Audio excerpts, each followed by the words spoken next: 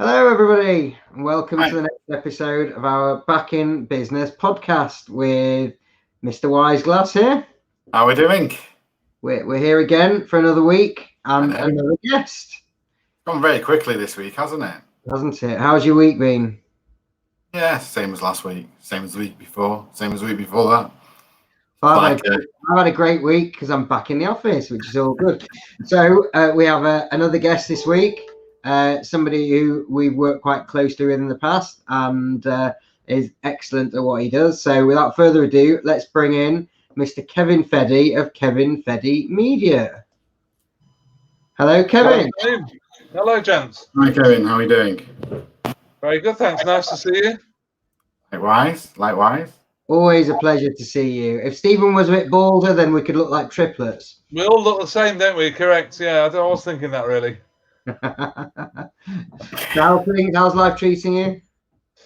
Yeah, it's good. I mean, things are picking up a little bit, really. Obviously, as soon as lockdown happened, they kind of fell off a cliff a little bit, and a lot of clients were sort of battening down the hatches and losing business and so on, and the spending on what I do, PR and press releases and blogs and so on, they put a stop to. But it's picked up quite a bit the last few months as people sort of spring back into life and new clients coming on board, range of sectors, and yeah, it's been improving a bit. You hear all these horror stories of people in the background on these things, and the dog just walks. I can see the dog is about to do something on the carpet, I think, Robert. No, he's not. No, he's not. Gonna cock his leg in a second. My dog's asleep under the table, and I went out for a walk before this podcast to sort of tire him out. He's 13 and a half years old now, so he just goes and trots around the block and comes back and has a sleep. Well, most importantly, before we get into interesting stuff, as a fellow Leeds fan, are you looking forward to the game on Saturday? Very, very excited. Maybe I'm just foolishly optimistic about the season, but I think Bielsa is a brilliant manager and will have quite a number of things up his sleeve. I think Leeds will be an unknown quantity for a lot of Premier League sides, and therefore will have the chance to sort of surprise them. And you often find when teams come up, they've got such energy and so on that they make an impact. I also think that if you look at the Premier League table, there's quite a lot of teams really who are not much better than Leeds, and probably we're on a par with, having spent a bit of money on some good players. I think we could do okay. Liverpool away is a massive test, obviously, the first game of the season. But after that, we've got Sheffield United, I think Villa, Fulham, a few games where we can pick up points. And who knows? I think I'll live to regret this, but I'm going to put it out there and say I think we're gonna beat Liverpool. Well, I really hope so. There's a friend of mine who's a Liverpool season ticket holder. In fact, he promised me a ticket for the Liverpool away game because he has 2 season tickets at Anfield. Of course, when we got promoted, I was kind of messaged him and said, if you got a spare ticket when Leeds are there, he says no problem. But unfortunately, no fans allowed. But yeah, I mean, you just never know. I mean, the energy they play at and the pace and the couple of new players in, I'm quite optimistic. Yeah, well, we'll see what happens. So, tell us a little bit about your background and your business. Okay, it's Kevin Feddy Media, as you mentioned in the intro. Set up in March 2013. I was business editor at the Manchester Evening News for 4 years before that, and worked on the business desk for a number of years as a reporter and deputy editor. Prior to that, was a news reporter based at Manchester Airport, which was fantastic. I was the resident reporter for the Manchester Evening News there for a number of years. It was absolutely fabulous.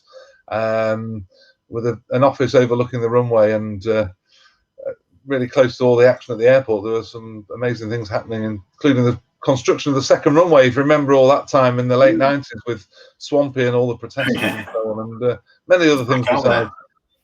I gave Swampy a lift in my car, actually, which wasn't a very eco-friendly car at the time, but he was at the petrol station and wanted to lift back to his base camp.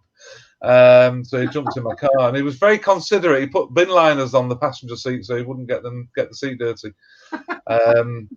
So that was good. I moved on to the business desk, business editor, and left in 2013. Set up on my own, doing as I mentioned, press releases, blogs, articles for a range of business clients, which is good because I kind of get a feel for what's happening in a number of sectors, and my clients are from across a range of sectors, from financial services, law, manufacturing, transports, engineering, etc., and property management, a whole range of things, all based in the Northwest, but with operations nationally and internationally. So you get a good feel for what's going on in the world of business. I'm based at home and have been since day one, which is interesting because, of course, as the kids were growing up and so on, going off to school and then leaving me and the dog at home, and it was all nice and quiet and working from home and so on. But of course, come lockdown, everybody's back in the house and it's been very noisy. So interestingly, it has its own challenges working from home when everybody's around. So you're now looking for an office to move out to while the kids are Well, exactly. But conversely, I was speaking to people who obviously were based at their offices normally and then had to work from home, and that brought with it its own challenges for various people. I've got to tell you one of the things I've noticed, having been back in the office for a week, is that when you're working from home, the days just all merge into one. You don't get that weekend feeling, that sort of, Friday evening looking forward to going home and doing nothing for a couple of days. And I missed that. I really missed that. So. And what are you planning to continue working from home some of the time? Because the big debate at the moment, I guess, is whether home working is here to stay and what impact it's going to have on business and on the economy, on city centres in particular. But a lot of people are sort of splitting it now, so they're moving back into the offices, but not on a permanent basis. So people working remotely for a couple of days a week, say. What's happening with Inquesta on that basis? We've probably got around half working in the office and half still working from home. I mean, my personal view, for what it's worth, is I think the home working is it's a short-term thing. I think there's nothing like working in an office around your teammates. Everyone's working in the same environment. I think productivity is higher.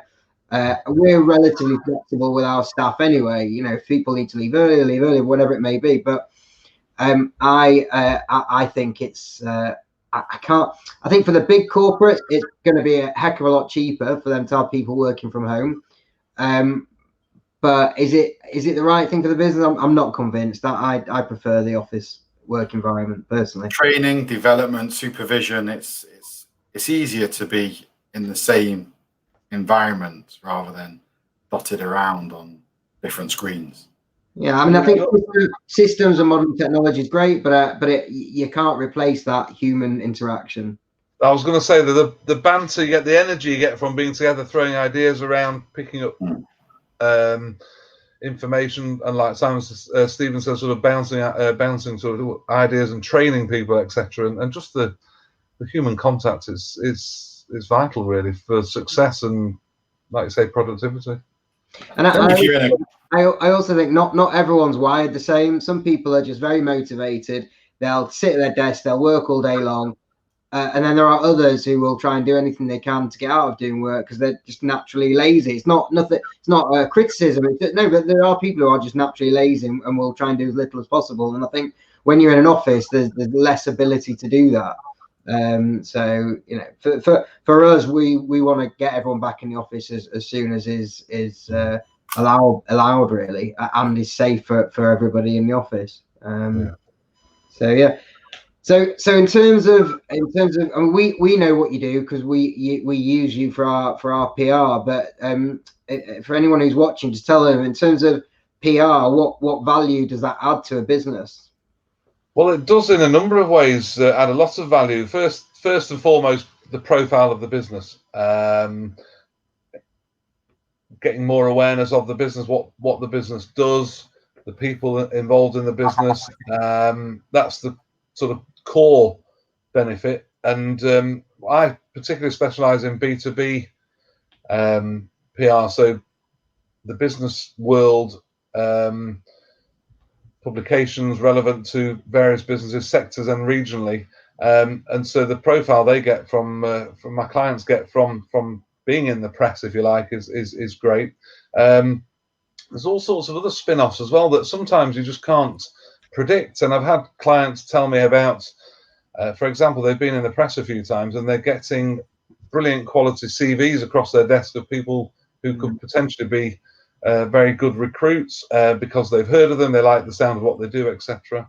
Helps people to punch above their weight in their sector, and really just leads to loads of intangible benefits, new orders, greater awareness. I have a client who, the marketing guy, went to a presentation at Manchester Business School, and everybody went around the table and introduced themselves.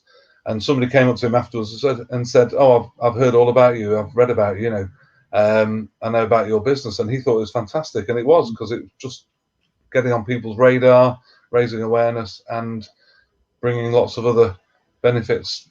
It doesn't lead to the phone ringing immediately, sort of generating sales and so on. But I work well in tandem with sales teams, marketing teams, directors, and so on, who can then, once they've raised their profile, go out and they've got it opens the door for them. Really, people have heard of them; they're more willing to engage with them. That's a great, all round good benefit, really. You know, and I've never had a client who's turned around and said it's been a waste of time. It's just not done what we've sought to do. And of course, other media feed off other media. So one publication publishes a story about one of my clients. Other journalists see that and follow up, want to interview them, get them on the radio, have their comments in their articles, etc. So it kind of it spans out, just from the client into other areas as well. Do you think that print media works as well nowadays then, compared to offline and online? It does, but not to the same extent. I grew up. Most of my career was in print, in focus on print. Although latterly the Evening News was sort of moving towards a more digital first sort of approach. But I think most of it's online now. It's still great to get in print though. A lot of clients like to be in a paper or in a publication. It still has a certain magic to it, but clearly news is immediate and online at 24/7. So and gets posted on social media as soon as it's out there as well. So yeah, I mean, I send a story out and say at 9 a.m. and by 10 o'clock there's 3 or 4 articles published in different online publications, but they pick up on it. I get editors saying to me they love getting my copy because basically all they have to do is sort of tweak it here and there, but it's written for journalists. That's the other thing I would say about what I do, is because I've got a journalistic background, I still operate as a journalist and think about stories with a journalistic hat on, and therefore when I send it to journalists, they're getting this. I'm talking the same language, and I mean, I know from being on the receiving end of innumerable press releases where they're written by people who haven't got a journalistic background that it just can't be used. There's too much work involved in rewriting it, getting the facts that are missing, etc. Editors like what I do, so I get got a good relationship with them and maintain my links with journalists all over the place, and it works well. So it works for the client, but it also works for the journalist, and that's a great formula, I feel, for both sides. So it can be within an hour there'll be 3 or 4 stories online in different publications for each story I send out. Interestingly, stories have quite a long shelf life. Sorry, I'll send a story out, say Monday, Tuesday, and it's still getting picked up a week or 2 later, which is great because obviously it just creates more interest and more publicity for my clients. No, well, we certainly recommend you to other people, because I know, thanks, Rob. Like I say, you've been doing work for us now for, gosh, it must be what, 5 years maybe? Oh, at least. I mean, do you remember when we first met in your old office at the Riverside Business Park? And I think we met there. You were planning the move at the time, if you remember. Yes. And of course, the move to the present HQ in Manchester has been really successful for you, and it gave us a good platform. When I take on a new client, I like to have what I call a sort of anchor story, where there's a really good story about investment, new premises, a full year of trading, or whatever, a deal, or whatever it might be, and it really gets us off to a good start, a strong start, with a really good story under our belts, and then from then on we're off and running. I remember saying to you at the very beginning, you know, the PR it's an investment, and in brand awareness, it's not an easy win. You're not necessarily going to put an article out there and get business out of it, but ultimately it's something that works alongside all the other things. And if people don't know you exist, then they're not going to give you business. It's as simple as that. And that's the key to it, really. And just for us, it's sort of drip feeding regular articles and regular press on social media and all that sort of stuff, so that ultimately subconsciously people know you exist. And you know, I've been out to dinners and things like that, and they've said, "Who are you?" And I've told them, "Oh yes, I've heard of you. I know about you." And that's because they've read it in an article or something along those lines. So it definitely works. And people come up to me and say, "I've not seen you in the paper recently." Yes. It works both ways. You know, I'll tell you the other reason why it works quite well as well, because we're just getting our website rebuilt, and it actually helps you with a domain authority as well, because you're getting links and your name's getting posted on various different other sites, Business Desk and whatever else, that hold good brand authority. That helps you on your website as well. So there's lots of different benefits to it. Yeah, it drives traffic to websites and to the company, which is great. And people, the Google Analytics of some of my clients is just amazing, where the number of visitors to their website following a story or a piece of publicity about them has gone through the roof. The other thing is that I kind of tend to prefer to work with companies that have got a series of stories to tell. There's things happening in the business where there's a sort of going to be a good pipeline, and take people on, usually on, say, a 6-month trial, but virtually all of them continue afterwards because they've seen the benefit. It's not an instant fix like you say, Rob, but it's more of a sort of gradual and incremental increase in value to the business in terms of raising the profile. And I work well with sales, marketing people, directors, people who've got a really good hold on what's going on in their business, and that's how you get stories. So when I go along to meet, well, you know yourselves, when I come to see you, we chat through what's happening. So, well, that's a really good story. I remember one of my first clients were producing a new website, and they wanted a 3-month PR project for a new website. And I went along, got sort of introduced by somebody through LinkedIn. I went along and said, to be honest with you, a 3-month PR brief on the new website is not very interesting. It's not really a good story. Tell me more about the business. And we were just chatting about the business, so kind of did my journalistic stuff and you know, get my notebook out and find out lots of things about the company. Came with a brilliant story which had never been told before. They ended up on TV, radio, national press, etc. First story they've ever done. I've got the email from the MD on my wall here. It says, "Hi Kevin, thanks for the feedback. First story and we're on TV. Great results," he said. "Have a great weekend." And that was fantastic. And we were up and running from there on in. Those are different benefits. The other stuff is, of course, from the general news pipeline of stories, but also positioning clients and their businesses as sort of thought leaders and authorities in their field. And that's really important for a lot of clients, where they want to be seen to be commenting on the latest topics, latest issues, and being a voice of authority for their sector. And that's quite a key thing as well. I know we've done quite a few of those things in terms of comments on government policy, budgets, you know, what's happening in the wider economy, etc. Things relevant to their sector and their industry, and exports, all that sort of thing. You've been helping me recently with an article on the general economy, and so obviously if you're in various different markets at the moment with your clients that you work in, what's the sort of general consensus that you're hearing about the future and the economy as a whole? I think people are realistic, and because of that there's a lot of uncertainty, because we just don't know what's going to happen with two main things. Obviously coronavirus and Brexit now is rearing its head again. But generally I think people are not as pessimistic as I felt they would be. I'd say new clients have come on. Some clients that tailed off when lockdown happened have come back. And the general feeling is, you know, they want to get on with business. They want to get on with their contracts and sort of winning clients, etc. And doing the stuff they're good at. And they're not so downbeat about it. I'm naturally fairly negative about it. Personally, I don't think we're going to be able to tell for a good few months. You know, there's the risks of another wave. You know, every news article is talking about an increase in virus stats and all that sort of stuff. And then, you know, you've got the furlough ending and all that sort of stuff. And it feels a little bit like there is a perfect storm brewing.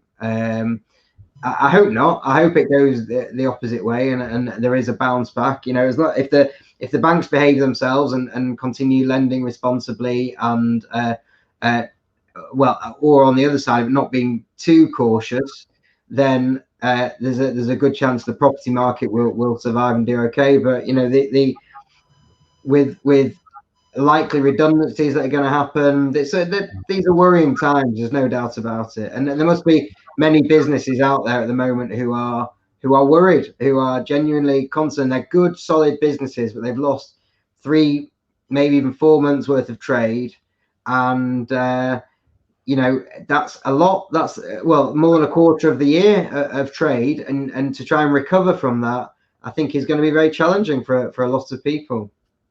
I think in a lot of sectors, obviously it is worrying, and especially high street businesses and so on, where we're seeing a lot of jobs going. And the furlough, you mentioned about the furlough scheme coming to an end. That is a sort of concern because, of course, we've bracing ourselves for a whole swathe of job losses following that. I think it's quite probable, obviously. Another good measure is so the 70 plates came out last week on the car. Oh yeah. I reckon I drove down to London and back on the other day, and I saw 3 maybe. It used to be when a new reg plate came out, you'd see loads on that day. So you would. Yeah. I think, I mean, the motor industry's had obviously a beating because lots of garages that just weren't open. And obviously it's an expense. I suppose businesses may think, well, we'll continue for another year with the lease or whatever, and not extend, not renew, new car, get a new car, etc. And obviously private individuals are thinking, well, hang on, amid all the uncertainty. But I think robust businesses will do well, and it's going to take a lot. It's going to take a long time, of course, but I think generally it's not as bad as it was clearly at the beginning of lockdown, but I think it hopefully will come back a lot quicker than people thought.